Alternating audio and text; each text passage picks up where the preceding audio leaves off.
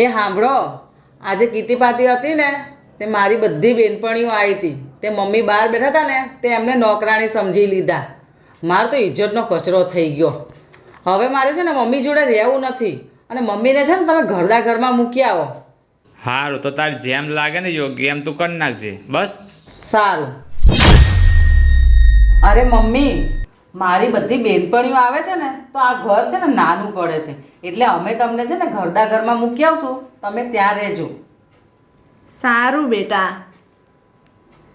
કેમ હસો છો મમ્મી? કારણ કે હું મારા નસીબ ઉપર હસું છું કે મારે કોઈ સંતાન નહોતું ને, એટલે હું જિજ્ઞેશને અનાથ આશ્રમમાંથી લાવી હતી. અનાથ આશ્રમવાળા તો મને દીકરી દેતા હતા, તો મેં દીકરી ન લીધી અને દીકરાને લીધો, કેમ કે મારા ગટપણની લાકડી બને. પણ એ સમય મેં દીકરી લીધી હોત ને તો એ સારું હતું.